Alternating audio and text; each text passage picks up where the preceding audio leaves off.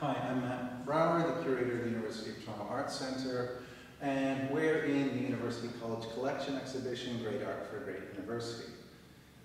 We're in the Mythologies of Life and Culture room, looking at a series of works in which artists have used symbolic animals to talk about national, personal, or cultural identity. Behind me is Charles Pachter's painting, Monarch of the North, Emerging from the Loins of the Sleeping Giant. The Sleeping Giant, of course, is an island off the coast of Thunder Bay. So this is a kind of wilderness image of Lake Superior. The moose is presented as a kind of half figure.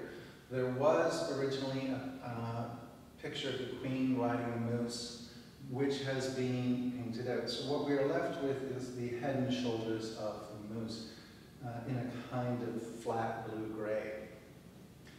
The eye of the moose is this very tiny light blue dot, giving the moose a kind of impression of sightlessness.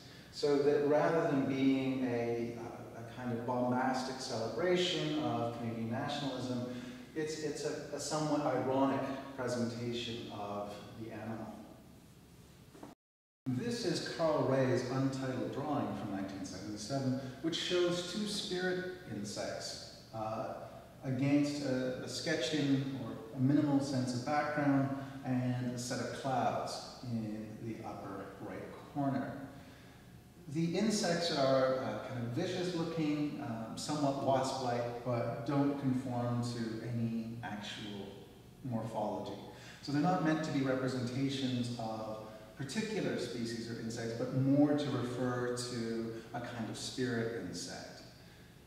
The difference in size, given the relation to the background, suggests that there's a distance between the two, as some sort of recession in space, as opposed to one insect being larger than the other. There are a series of small markings coming from the clouds, radiating from the earth, and radiating through the bodies of the insects, which in the woodland style of art refer to the presence of spiritual energy. So the image is more about the connection between the insects and the land than it is about presenting a kind of image of a particular insect in a particular place.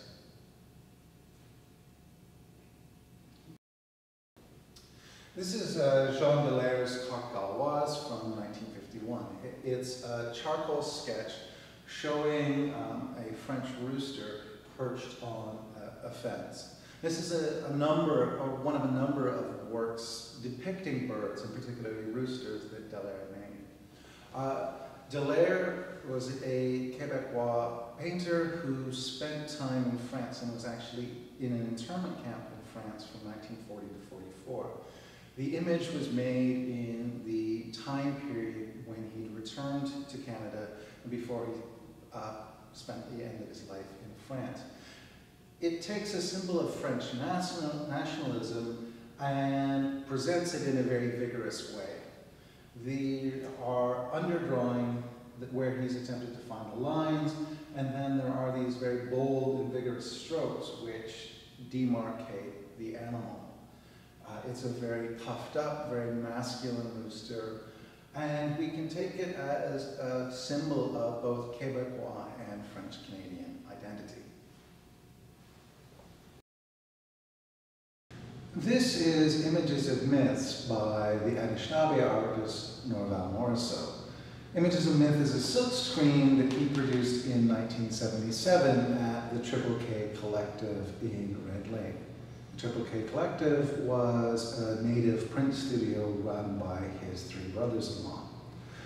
The image uses the muted colors which are typical of Morrisseau's early work, and has the presence of a very strong black outline which flattens the images and the figures and gives them a very decorative sense.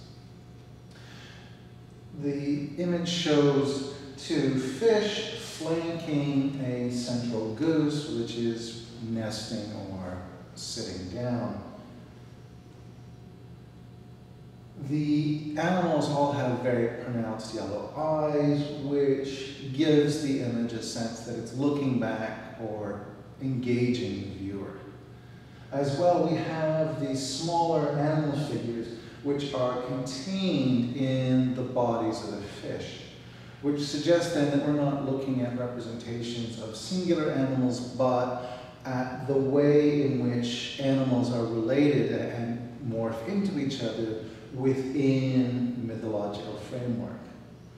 Morrisseau was an Anishinaabe shaman, and he saw his artwork as a kind of shamanic practice which concentrated and made available spiritual energy to viewers. Here we have a grouping of works by 3 women artists. On the upper left is Joyce Wieland's The Reign of Gold and Silver, a colored pencil drawing from the late 1980s.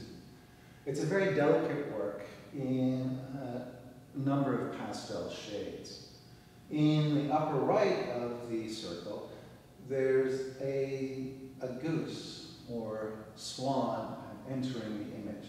There are 4 naked women kind of lying around in the middle of the image, and it seems therefore to be referencing classical mythology and probably the story of Rita and the Swan. On the upper right, we have Florence Vale's Pregnant Bird, a kind of mysterious and surrealistic image, which in many ways is typical of Vale's work.